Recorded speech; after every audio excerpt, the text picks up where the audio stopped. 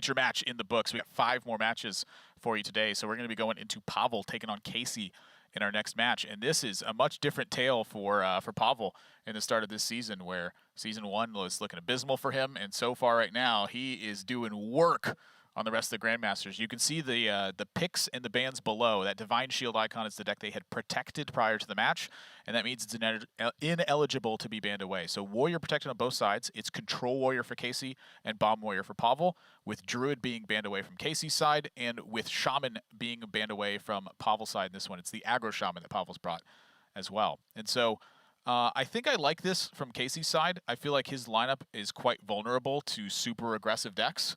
And that tells me that would be why Pavel wanted to protect that Bomb Warrior, is it's kind of just that all-around style of aggressive thing where it's never really going to always have a bad matchup, and it may not have super good matchups, but it's pretty decent overall. Yeah, and I think it's also, furthermore, a reason why Casie was so quick to protect his Control Warrior, because that is his insurance policy against some of those aggressive decks that Pavel's running out. And I think, again, you can talk about, you can frame it as mind games like Bunny Hopper did, and you know, mind games, certain people have certain opinions on about whether that's a thing that they want in like a matchup queue order situation, a pick and ban situation. But I think in this situation, when you have Control Warrior be like your one powerful deck against a lot of the aggressive strategies, maybe that is a telegraph that that's the deck that Casie might queue up first. You can then learn to exploit that. But you then get into this sort of old-fashioned conquest argument of, is being predictable in any way minus EV for you, and should you then just completely randomize? I don't think currently that is the case in this format that we have, but I'll be interested to delve into it more as the weeks go on. I think when you can omit one of your submissions, it changes a lot. Yeah. But I think when you're playing the full thing, we're back to Nash equilibrium. Like, yes. For Casie, though, who is that handsome fella? Look at that new jersey. It's Pavel. Oh, I was talking about Casie in the New Jersey. I know. Oh, okay. I was doing a funny. Oh, well, it wasn't. No, it wasn't. You're right. Yeah, sorry. Yeah. Wow, I just feel bad. You should. Oh, no, good point. Okay, there we go. Now that I know I'm reacting correctly to the situation, that makes me feel good again. Apologize for the tech issues here. We're getting it solved as quickly as we can. So thank you for your patience on that. Pavel with the Holy Wrath Paladin. This was a deck that I felt like in Season 1 he knew was good, but did not pilot it well. And since then, it feels like he's been piloting it super well, because everything I've seen from him has looked clean and it's had purpose. In the first season, it felt like he was drawing cards and hoping it worked. In this season, it feels like he understands the matchup and what he has to do to win. It's a matchup we've talked about at great length so far. We've seen it several times, and it's a very, very interesting matchup, both in the way it's played and executed from each side, but also in the way the decks are built in terms of total damage versus total defense, and how that changes the equation on who is favored potentially in the matchup. Pavel spins an equality here, his first equality, as he has 2 of them. He is not using the Zephyrus package. Important to note, he's opted for the Suit Vendor for additional draw. And the second copy of Equality in that place as well. Which is an enormous difference in damage output. Zephyrus in this matchup, it can find you Tyrion, which represents 15 extra damage from Ashbringer. It can find you a Soulfire if you're pressed on turns. If you need to finish the game with your second combo, you play Zephyrus at the end of your second combo, you get Soulfire, which immediately adds 4 more damage. Otherwise, you can play Zephyrus in that same spot and it offers you Pyroblast for the next turn, which adds 10 more damage onto that combo on the turn after. So without that Zephyrus in your deck, you are pretty limited on damage versus Control Warrior. Yeah. And for Pavel, hand size is going to be an issue here coming up. See Casie, extreme importance on eliminating all board presence on the other side. You want to make sure that your opponent has the toughest time possible handling anything. And so for Pavel here, it's Shrink Ray, Wild Pyromancer, and I think likely Crystology. Crystology, yeah. So this turn, the hand size managed. A few extra 1-attack minions in Pavel's deck with the Suit Vendor as well. So second Crystology likely to get some work done here. But again, hand size, this is one of the toughest things for the deck. You know, turn 7 is a very unspectacular turn for Holy Wrath Paladin, and I feel like having some cheap expenditure there is of massive importance. You know, even down to just the early Elven Archer that Pavel used. That was an important measure to have himself at exactly 9 cards this turn. Casie giving over a huge amount of respect to the Pyromancer, chooses to Plague of Wrath it off the board. Just drop Eternium Rover into play. I love watching like Casey's instincts like fight with his brain and just resulting in like the rapid pace that he ends up playing at, because like the turn passed to him, he immediately picked up Tomb Ward and went, yeah, biggest thing, put it into play, and then very quickly diverted to a Plague of Wrath plan. But that one switch in decision is something that you would see most players mull over for 40 to 50 seconds before they ended up doing it on their turn. And Casey's like, nah, just do it. So if you were watching through the last series, you probably saw the media piece from Casie during one of the breaks where he said, you know, he really does feel like he excels when he plays on muscle memory. The more experience he can get with the deck, the more he can play on instinct. And just by immediately recognizing situations that he's been in before, the more successful he is. Yeah, and so for Casie, I mean, we've rapidly gone through this game. It's important to note that Pavel's connecting with True Silver this turn, because that puts a big dent in the amount of armor total that Casie is going to be at as we approach towards the end. You know, Pavel has shredded through this deck so quickly. For Casie, I think that this Vicious Scraphound Ziliax is going to be the pocket pick that really ends up bringing this together, because he doesn't have to be at 50, he has to be at effectively more than 25. And the reason I'm saying that is because the first Holy Wrath that hits him, it's going to wallop him real tough. If he's lost enough health, Vicious Scraphound Ziliax can restore health and gain armor to put you back outside the range of that 25 damage blow on the second Holy Wrath. And I think with that combination and the life total he's at right now, he probably has the ability to get through that.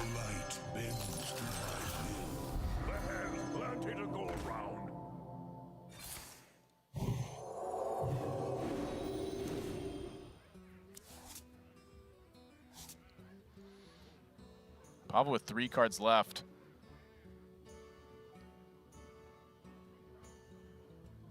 One of them is an Equality. One of them is a Shirvala. I'm almost out of cards. One of them is a True Silver Champion. Oh, I'm sorry, Consecration, not Equality. Excuse me.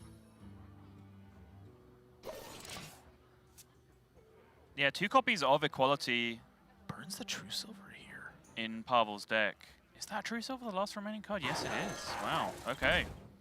That could end up being a very, very big deal indeed.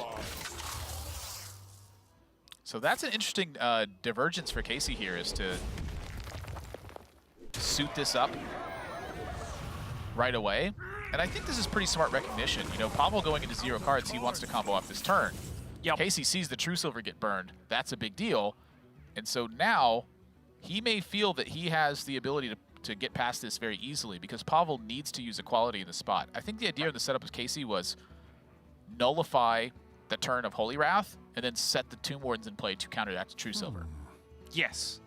So by putting this 9 health armor-gaining minion in play, he's saying, Pavel, if your turn is Shirvala, which has 7 attack, and then you spend the rest of your turn doing your combo, I keep my 6/9 armor gainer on board, and then I drop Ziliax on top of it for even more magnetic the turn after. I heal way out of range and the game is over. So by making this play, Casie says, nope, you cannot combo this turn, you have to do something else. And Casie, I imagine Casey's like, just concede, look! Just concede. But without this 6/9 gaining armor again, he's currently at 42, which means 25 damage from Holy Wrath will take him down to 17, and his Ziliax only takes him up to 22 currently. So he is, without this armor gain, still in range of double combo from Pavel. Yeah. I believe he gets pulled out of this, though, by the Tomb Warden. So the Tomb Warden being in play is not going to be checked. That's a good point, yep. Tomb Warden currently a 7/10, which means that the Ziliax will heal for 12, and that does change the breakpoint. So yet again, same situation. Pavel just says, all right, I can't deal with it this time, so I have to combo off. But from Casey's side, he's created a situation where with a 7/10 mech on board, he has the Ziliax damage to be able to come down, magnetize, pull him back out of range. He recognized that really So fast! So damn fast! He's a supercomputer of Hearthstone, I'm telling you. I saw it after he did it. Yeah. In my head, I was like, he's playing this really aggressively. He must have another plan. I think this one was easier with the Tomb Warden, but the previous turn where he sacrificed the Scrap Hound on the Beryllium Nullifier, like that's actually a very in-depth setup that he just did not seem to think about. He just knew. He just had it on lock. He instantly took the skater bot for the perfect 13, by the way. Okay. Back to 30. Yeah, and that's game. Have fun with that one, Pavel. Yeah. Wow. Correct response. That's beautifully played by Casie. I mean, he talked about that in the piece, and this has just been Casie for years. At the start of the metagame, he'll say it himself, he sucks. But he starts to practice, he figures it out, and then he whizzes through these games knowing what he's doing. Like, look at the start of his season in Grandmasters of Season 1. That was towards the end of that meta. It was like the middle and towards the end. He already knew the iterations and what he was supposed to do in that one. A lot of the matches that he lost were blowout matches where he just didn't have an opportunity to get anything done. A lot of the matches he won were that same way. A lot of the matches he won, he just curved out perfectly with Bomb Warrior and blew him up. And there weren't really that many decisions to make. But a lot of the close calls, he played them extremely well. And yeah. That's been a mark of Casie once he starts to understand the metagame. And I think that's such a very unique difference between a lot of players. There's a lot of good players they figured out very quickly and they're very strong quickly on. Casie is almost doing the opposite. And then towards the end, he's also doing the opposite. He's playing extremely quickly by comparison to most players. And again, the 2 turns at the end of that game, the second one, dropping the 2 Mordants so you have the Ziliax to magnetize on afterwards, that's not super impressive for a player of that level to spot because the game's solved at that point. The play that made the game solved, though, is the vicious Scrap Hound and then magnetizing the Beryllium Nullifier on, which you would expect most top players to spot, but to see it immediately within the first second of your turn and just know it's the play and do it, that, to me, is why Casie is so fun to watch. It doesn't make him a better player because he sees it faster than other people, because many other people may see the play straight away, but they just spend 70 seconds second-guessing themselves and making sure that it's the right play and calculating everything. But I think it does make Casie more exciting to watch because he is so instinctive. He just trusts the muscle memory, trusts the first thought, and he just follows it through, and he has an incredible win rate off the back of it. Indeed. That is just a wonderful way to put that. He spotted the checkmate right away. Be a good Blitz Hearthstone player. We got to go to a break. When we come back, we're jumping into game 2 of Pavel taking on Casie in this one, and Pavel's got to turn this one back around, or that win streak to start with is coming to an end. Stay tuned.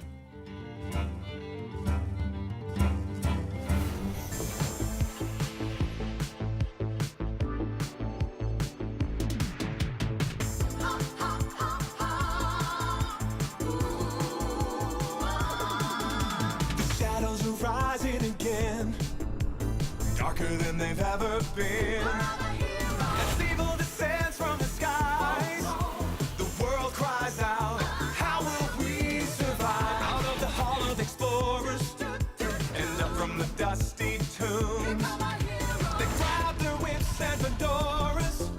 These legends of the past know exactly what to do. There might be magic monsters, mummies in the markets, and ancient mysticism. There should be scorching deserts, adventure, monster of narcissism. High stakes think annihilation, obliteration of civilization. Now is the time to be brave. Evil's come to enslave, but this league's gonna save the world.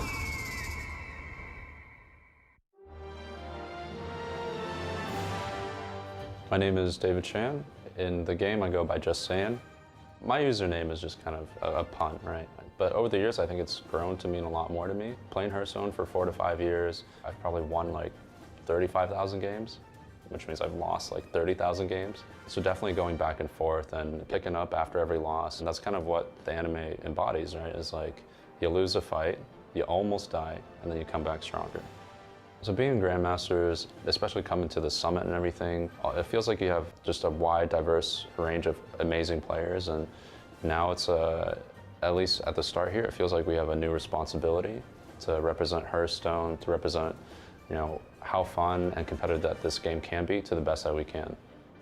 So for me, the X factor has to be, I think, just I'm good at finding an edge where other players aren't exactly looking, and then trying to drive as much as I can into that so that I have an even bigger edge at the end of the day. Personal goals for the year: get into the 2 spots from North America to make it to the grand finals this year. I mean, I'm saying this like right after Worlds, but I'm just dying to get back in there, you know?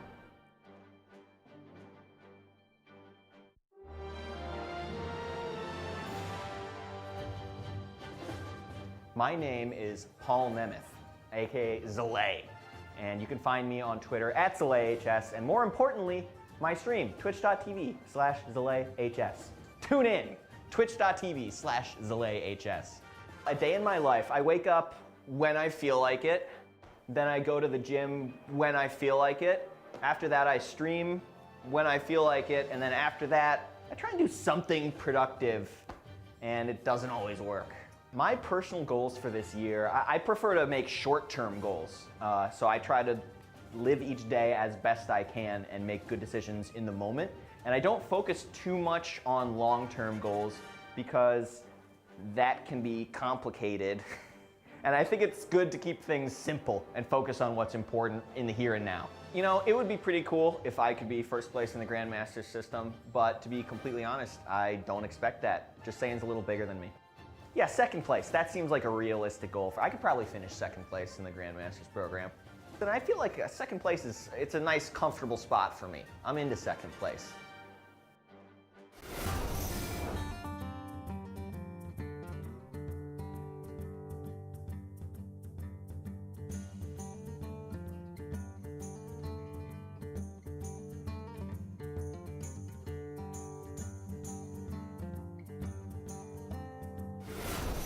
It's Supreme Sunday for the Hearthstone Grandmasters in Europe. 6 matches today, and we are amidst our second. I'm Nathan, that's Admirable Zamora. I'm joined by Simon Sottle Welch, and we are in Pavel versus Casie right now, with Casie off to a 1-0 lead with some blistering pace play, as you would always expect to see from the man himself. Yeah, and it's done with a deck that isn't really supporting of that pace. Normally, Control Warrior players just slow down. It's just the natural pace of the match that causes them. You can't slow Casie down. He is a runaway Mack truck, and he is going to play at his own speed, and you cannot interact with it. There's no way you can slow him down.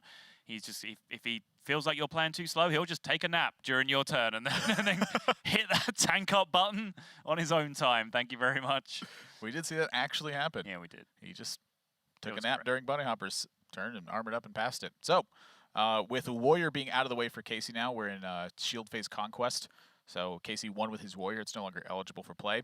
Pavel's going to be sticking on Paladin for game number 2, and it's going over to Shaman on Casey's side, who has a list very... Is that identical to Bunny Hopper's, actually? It's identical to Bunny Hopper's list. Would not surprise me. Well-known practice partners, good friends, share tech a lot. So yeah, and so this list of Battlecry Shaman has... or Quest Shaman has become the favored one for Grandmasters this week, which is the 2 copies of Mutate in there to try to get that big mana cheat alongside Mogu Flesh Shaper. And what an opening hand for Casie.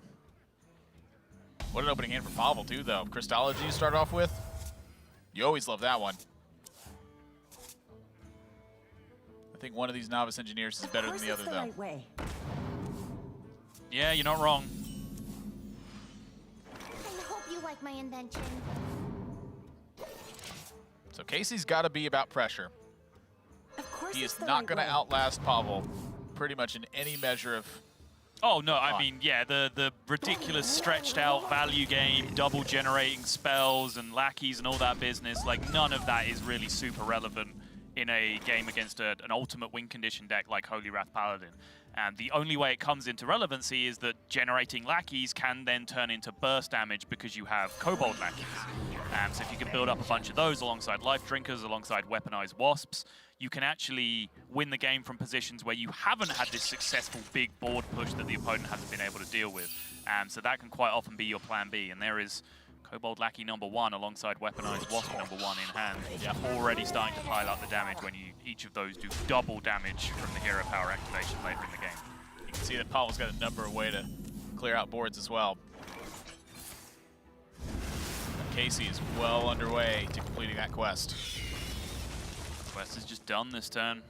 Can be done with a double up as well if he really wants it, but I'm not sure that's what we're going to see. Yeah. Drops the Life Drinker, represents most pressure he can put on the board this turn. Is a little bit of opportunity lost in doubling that up later in the game, but I think if you're going to start saving all of your damage cards, you'll end up with too many in hand to play them all in one turn anyway. If you can't play them all in one turn, then your opponent can just kind of intersect between those turns with like a full Shivala, Reno, full heal with Kangor anyway, so... I mean, the big one's going to be the Wasps, right? He already has a Kobold Lackey with it, so that represents 10 from hand. Yep. And so that's the direction I think he's going with this. The Life Drinker, I think, you know, I think it's tough to just use it outright aggressively. It's always a card I want to put in combination with the double up on Battlecry. But he's not in a race against, you know, lethal damage this game. It's a race against the clock of Pavel getting through his deck. Drawing cards, yeah. So maximum pressure equals maximum good. Double lackeys. That's sometimes damage. Faceless lackey, not so much. Does help him keep up the pressure in the medium term, though. Just keep generating board states that Pavel has to deal with. I'm going to get too tunneled in and just damage from hand here because the board presence from Casie does matter as well because it slows Pavel down. As you were saying, it's a race for Pavel to draw cards. If he has to spend turns reacting to boards to prevent himself from taking damage, he's not drawing as many cards that turn. Yeah, Pavel. Casie does one of those, yeah, kind of reactions. All right, second consecration. He had it. Fair enough. So he's going for board development this turn. Definitely the Faceless Lackey coming down. Nothing but power. Rockbiter's damage. Stormbringer's interesting. Earth and Might. Perhaps Big Bad Voodoo. You've seen 2 consecrations already, but sticking things in play is always good.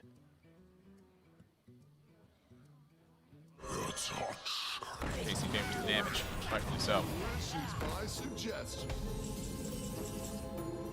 Yeah, well, if I'm in Casey's spot, I wish Pavel didn't have those 2 consecrations. Be a heck of a difference. Yeah, so suggest that, Zephyrus. Well, I think we should just bog slosher that thing immediately and just hang out until the end of the game so we can rip a Pyroblast off it or something. Typical weak turn 7 from Pavel, but he fills it up very nicely. Prismatic Lens into what looks like timeout here.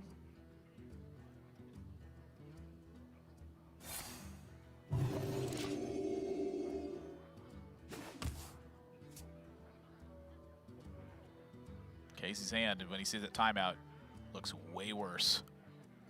Oh, you could barista them. You can barista the Zephyrus back. Yeah, I was just thinking that. Or you just make a giant board of legendaries and hope that works. Yeah, it does seem to make more sense. Like, Casey's just not going to have his deck down to the point Zephyrus is active by the time Pavel draws his deck. Like, on average, that's just not going to happen. I kind of wanted to just talk about the Stormbringer because, I mean, I think Casie anticipated this. He's like, turn 7, that's the weakest turn for Paladin. If he goes Prismatic Lens timeout, Stormbringer, hope that works. Yeah, I think you can kind of flip that on its head, though, and say that, you know, if your opponent timeouts, it's usually because they're intending to then clear on the turn after that, and they're looking to buy that extra greedy turn, so your Stormbringer just often doesn't end up mattering that much. The fact that he got Morrigan off it is actually super nice for Casie in this spot. Yeah.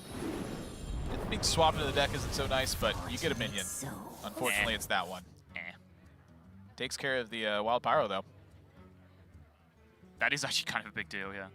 Thinking about it, there's quite a few whiffs that he could just pull out there, right? Like the former champ itself, the Novice Engineer. Yeah, most of the deck is whiffs. It's Battlecry based. Right. But I mean, like, you know, if you just get like a nice 3/3 on board that you can attack with, I think you'd be happy with that, honestly.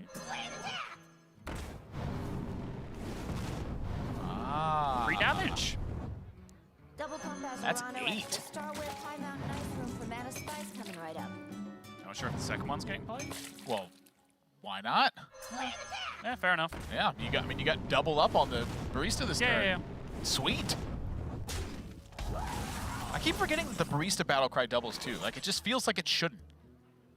I'm just thinking there's still a second Wasp remaining, right? That he might, if he wants to do this over multiple turns, he might need multiple lackeys, and he doesn't have them right now. He does have Evil Totem, I guess, if he needs to go down that line. I'm sure he'll probably find some time to set that up.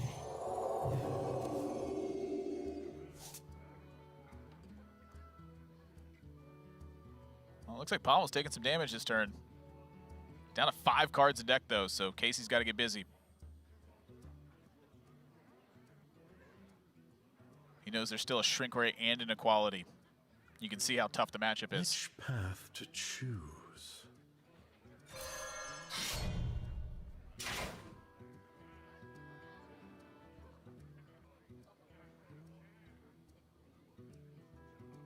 Pavel considering face here to set Casie down below that 25 mark, which I wouldn't advise personally, because you give Casie the option to then heal and you're then like forced to send more damage going face. Like, he still has the Elven Archer left, so he's still able... Oh, the Elven Archer costs 4 though. Okay, I didn't see. It was obstructed by the True Silver Swing at the time. That does change things. I was going to say, because he has the Elven Archer left, he can actually do the full 30 in one turn, which is kind of checkmate against any deck that can't gain armor. Because the Elven Archer costs 4, it doesn't necessarily just fit into that turn anymore. So that makes me understand this like seeking damage a little bit more. As I said, it does just activate Life Drinkers for Casie. Casie happy to oblige with that Life Drinker. Yeah, glad we have another mutate to get out of that zone. Yep. A second timeout there would have pretty much bricked Casey's entire turn with that Venture Co on I board. wonder if you ever hold the 7/6 to try to get 7 damage and then mutate it again. Well, no, like I said, like, if Pavel just timeouts there, then like your turn just sucks. You just mutate it the next turn, much. right? I guess, yeah. Yeah. I mean, I get the instinct. It's whoa, that's bad. Get rid of it. That's just kind of a unique thing, you know? Yeah. You represent 2 extra damage. I mean, Pavel's likely to clear here or Shrink Ray or anything anyway. Right. He's gonna timeout Shrink Ray something. So I guess if it's like Shrink Ray go, there's still an argument for holding the mutate then? Right. Interesting. No, I think you make a good point actually. It's a super tiny thing, but I'm just trying to find anything to nitpick in this game because they've just been playing so well. Not sure how tiny that is now that you point it out. There are several instances where it can make a big difference. This is not one of them. Nope. Or was it still? Would Pavel be tempted to leave the 7/6 there because... all right. Now we're too deep in the... All right. But then you'd have mutate for the former champ.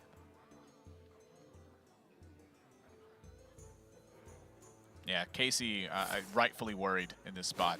I think that he might have just been done in this game.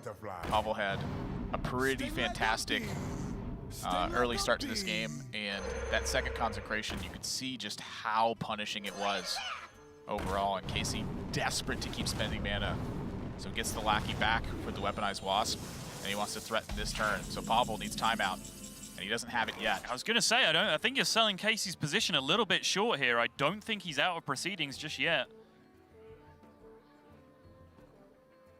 His first draw now kind of has to be timeout for Pavel for him to have complete security. So it's Shirvala instead. So now Pavel has to make a distinction of how much damage he needs to deal. And I think with Hammer and 2 charges of the True Silver, you are free to use this Shirvala. It's time to test. It does thicken the deck, though. It does. It's a card that goes back into the deck that isn't that timeout that he needed to draw this turn. It does limit the damage. But still, it's an unlikely scenario that Casie finds a way to stave off just the first Holy Wrath here. He'd need healing in the form of Life Drinker number 2, and he'd also need some way to block or remove those True Silver charges, which just aren't naturally in his deck. He'd have to find some way from Swamp Queen Hagatha, from an Evolve on one of his minions, finding Taunt, like all that kind of nonsense. So I think Pavel just made a minor error as well. I think you're supposed to Hammer of Wrath before you shuffle in to try and draw that other timeout. Like, you want the timeout so that Casie can't do anything shenaniganry from hand. Instead, you've just added a Shirvala to the deck. But I guess that almost does the same thing. But it doesn't, because you have to banker the second one for Holy Wrath. Yes. So that is like a pretty colossal percentage difference that Pavel took there. Like, you turned a 33% chance to draw the timeout immediately into a 25% chance to draw it immediately. Yeah, after he didn't Holy Wrath first, I thought he might be looking at like removing the Kobold off the board instead, just to reduce burst damage possibilities for Casie. Like, he could just Elven Archer the Kobold, but if he was going to Holy Wrath there, I kind of agree with you. I think he was supposed to do it first. Casie, though, he has to find a 2-turn lethal setup here. Yep.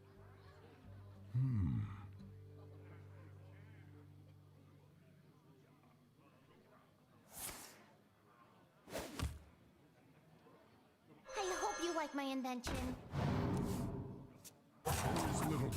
Second Wasp. 12, 13, 14, plus 5, 93 damage off lethal.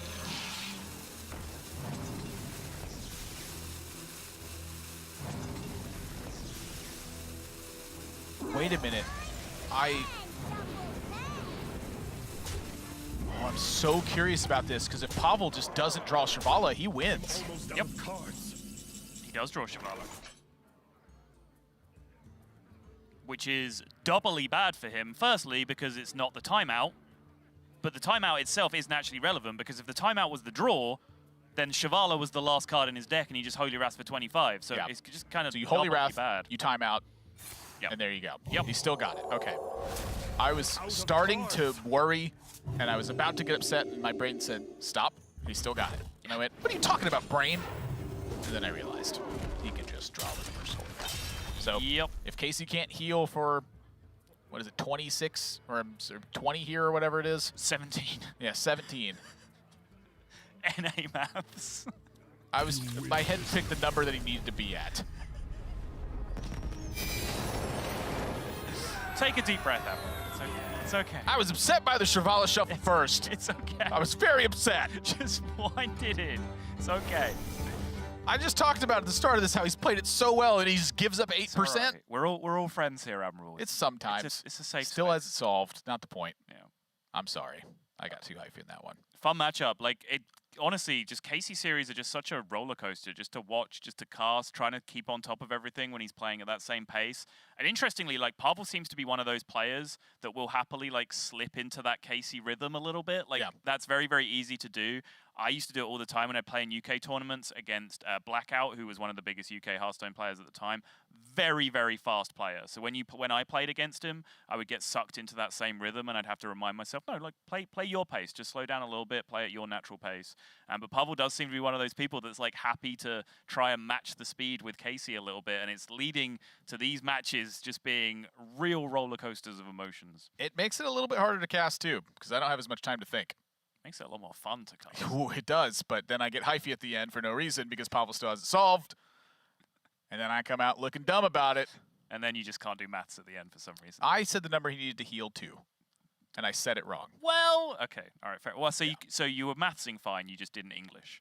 Correct. Right, okay. Which, I mean, that's usually the thing that ends up happening with me anyway. That is true. that I math fine and don't English right. Yeah. So Pavel's going to be queuing up Rogue in this game, so let's go ahead and take a look at that and see what we're in store for. The Tempo Rogue package has been quite favored over the aggro Rogues that I've been seeing mostly on ladder. And the Tempo Rogue decks, they feel like it's got game, but just something's missing. That's what it feels like to me. Something's missing. Yeah, and that's something to me is just that little bit of teeth, that little bit of snap, that little bit of bite, that little bit of extra damage towards the end of the game. I do personally like the Scimitar deck myself. Pavel here instead is going for that kind of old school Tempo Rogue. No Mountain Giants in this one for Pavel. He is playing a Chef Nomi as his kind of post-Myra's Kicker card as well. Pretty terrible card if you draw it through most turns of the game, but if you do get it after that Myra's, it can turn some real bad matchups into some real good ones. Yeah.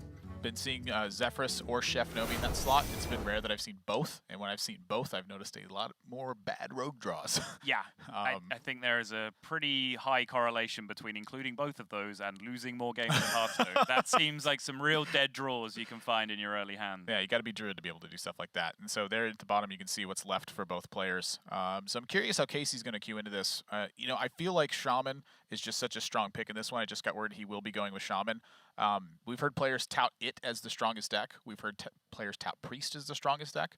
We've heard players tout Warrior as the strongest deck because it's so well-rounded. And Druid as well. And Druid as well. And I think that's the spot we are in the metagame right now, which is super exciting, is that there's debate and there's arguments about which deck is the best one right now, which one is the linchpin of a lineup, and how do you do work to a lineup that's going to include that many different opinions. And also, all of those decks that you named are just kind of sweet. Like they're like different, they're unique. They have just off the curve game plans. Like you have to play in different ways in different matchups. They're very knowledge based, very skill based.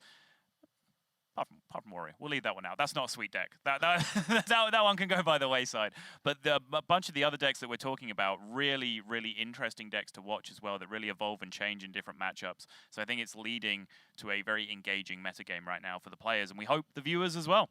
Yeah, I mean, yesterday too, if you caught Americas at all, Firebet talked in his interview about how Mage is still very powerful.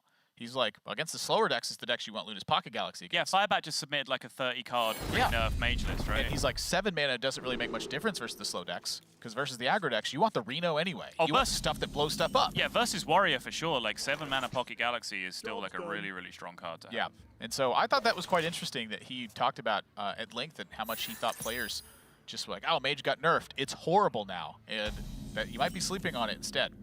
Yeah, interesting, because we talked about that with Priest specifically, but we haven't really touched on it, at least in Europe with Mage, because we just haven't had that much of it to see. And I think, actually, is it only Firebat in the Americas as well that's running Mage? I believe so, and I think it's Yarla in Europe that's running Mage. Yarla had mentioned that he did it by somewhat proxy of learning matchups and building a lineup. He was said that he was fairly limited on time, and that resulted in him kind of bringing stuff that he knew and that he was comfortable with. So, you know, that's really, to me, one of the sticking points of all the play this week is just the number of players I've heard be limited on practice because of, you know, travel from Seoul or, you know, personal stuff that's going on in their life or what have you. Yeah, last week Bunny Hopper had some obligations with a show booth at Gamescom that was cutting into his practice as well. So as high as the standard as in Europe has been already, it's only going to escalate as these players get their teeth into the new metagame more and more and start to really break it down. So many options. So we're faced on turn 3 with Pavel and some decisions to make. And I hate to use a backstab and a hero power on this, but I really want to go face for 2. I really don't want this minion to live. And I really want to play Waggle Pick next turn. Well, I really want to draw a better minion next turn, but you get the idea. Pavel's looks like he's going to end up saving the backstab. Nope. Favors the damage. Well, I was kind of on board with having a backstab in my hand. I'm on board with chipping for 2. I know you are. I hope you like my invention. The reason, so like 2-3 into 2-3 there, I think, hard tempo mutate gets a big payoff off it as well. I was going to say, trading a 2-3 into a 2-3 there against Shaman feels a little bit better than me against most classes because Shaman don't really do that 1 damage very well, particularly this version of Shaman where there's no Thunderhead, no Voltaic Burst, like none of that kind of stuff. It's just the Sandstorm Elemental. It's just the Sandstorm Elemental is the only card. So I think it's reasonable to make that trade, especially since if the Sandstorm Elemental comes down as the punish, the byproduct is that you've held a backstab, so you get to kind of reset that situation anyway.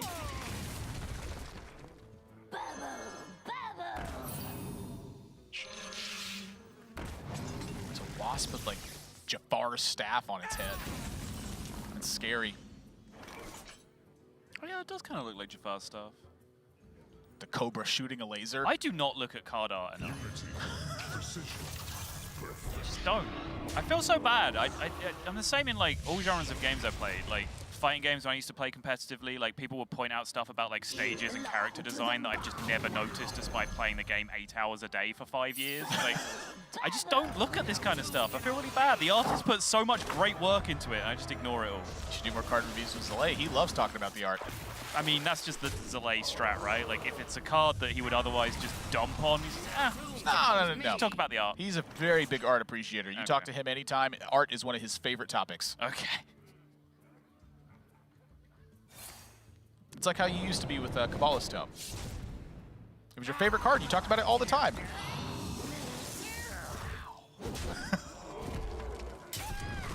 Hashtag old memes. Yeah. Double miscreant. Yeah, I was right about that one too.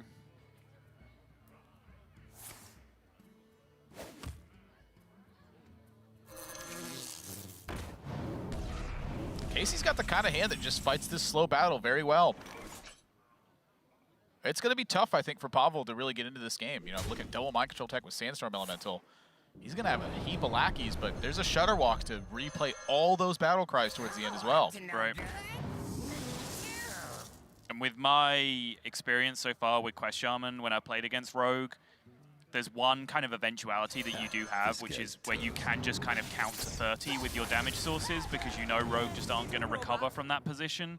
So if you manage to get a bunch of life drinkers in the pool and you push a bit of damage here and there with other battle cries, then suddenly you're just in a position where Shutterwalk is almost always lethal at the end of the game. Casie kind of throwing up the shoulders And I think that he's on the what are you doing? Yeah, why are you playing exactly 5 minions into my press battle cry, play mind control tech kind of turn? And I'd be inclined to agree with his gesture. The reason is because I think it's regenerating thug. Like, if you don't steal this, like, that's massive. It just heals every turn. I guess. Like, that's a big threat to Casie, I think. Isn't that a better argument to say don't give the 2 mind control tech outs over to your opponent? Yes, but you gotta still, you know, bring pressure. You can't just do nothing. Sure. I don't like it. Whoa, this is the first time I've ever seen Shadow of Death on a Discovery, and this is, weirdly enough, a time I want to use it. All right, I'm down. We've had one incredibly wacky rogue game up until this point. Why not another? That card's so strange to me. Like, I want to build decks with that card. Yeah. But every time I'm playing Rogue, I just go, all right, 2 Hook Scimitars. Yeah, I know there was like a little bit of hope that the Rogue quest would enable some kind of late game Rogue decks because you just take reduced damage, but it just hasn't materialized to be the case whatsoever. Yeah, I got a late game Rogue deck for you. Burn. Myra's and Burn.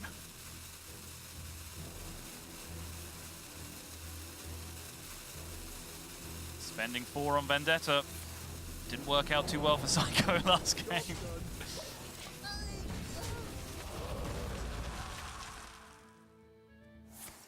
Just every battle cry is so good. Yeah. Locks out the Shutterwalk next turn, but able to kill out the Regenerate Thug here as well. It's a huge deal. It's able to kill the majority of the board state now with the Rock Biter weapon as well. Hey, Blazing Invocation. Hey! No! Big Bad Voodoo. No! I don't need a 4-drop now. I want more battle cries. It's gotta be better, right? No! Look at the tempo difference. More battle cries. Look at the tempo difference. Okay, well, if you're gonna get High Priestess Jeklik, that's one of my favorite cards. Let's go, Big Bad Voodoo. I'm on board. Good. Ooh, Pavel's hand is bad.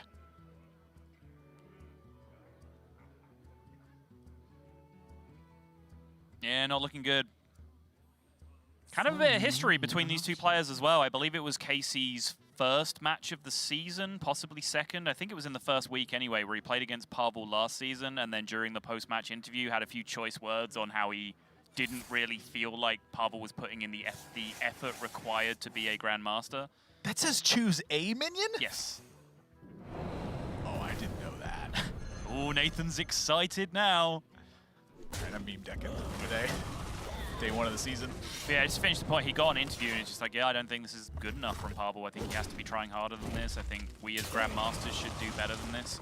Pretty similar, honestly, to if you were watching Frodan last night. Kind of that same speech, but directed towards one player in particular. Look, neither of them are wrong. Yeah. And it's true. Like, I expect exemplary play from the players in Grandmasters. That's often the reason I get so nitpicky on anything.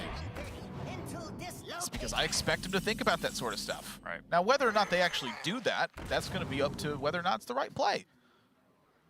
But either way, I expect the best play from these players. 6-6. Get him. Yeah, you said it. It's really bad outside of the Myras. It's 3-2 probably trades, right? Like, you have to... you've seen... I mean, like, it's... Again, like, if I turn all of Casey's cards upside down, the reason I say it like that is in Pavel's position, I have 2 cards in my hand. They're kind of trash. This is my last push. Do I have to respect Shutterwalk in this position, which is his only remaining effect of Mind Control tech? Like, I don't want to, because I feel like as Pavel, you're so far behind that you need to take risks that those cards aren't there. But, you know, responsibility kind of dictates that you should continue to play around Mind Control tech there.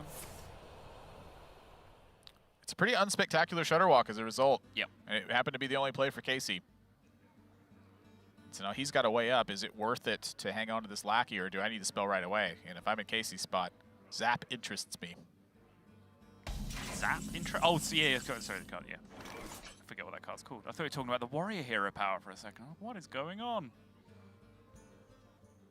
I guess it would be a Zap. Or Laser-esque to me. Yeah.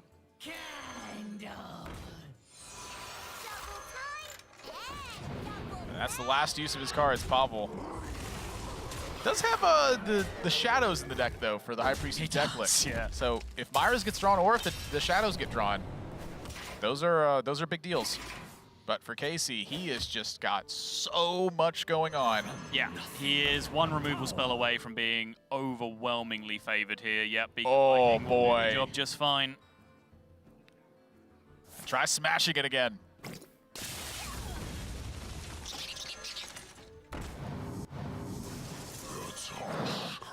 Just can't even see the cards that are being drawn or being generated before Casie jams them into play. Bog Slosher, the Expired Merchant, I think it's called. Yep. Discard the highest cost card in your hand, Death Rattle, add 2 copies of it to your hand. Such a really cool and strange card. It is, yeah, it's a very unique effect. Oh, Vecina! Vecina! Yeah, that's gonna do it. I don't think it needed to be Vecina. I think just any minion there was good enough because Casey's board was humongous. Whether it needed to be Vecina or not, it was Vecina, and that was cool. Battlecry Shaman, Quest Shaman. It is good. If you do not put just a wild amount of pressure on that deck to have to use everything defensively, it just continues to gain an edge every single turn. I mean, Pavel tried, right? Like, I don't think he could have played his hand much more aggressively, even going all the way back to the turn that I debated a little bit. He did the most aggressive thing he could. He just backstabbed the minion and pushed damage, but it did not add up at the end of the game. Casie was able to dig his way out. You got to look back maybe at that turn where it was 5 minions into Mind Control Tech being the big swing turn, whether it was possible to mitigate that outcome from Pavel's side. There was debate, of course, over the Regenerating Mummy. Is that the name of the card? Regenerating Thug. Regenerating Thug, there we go.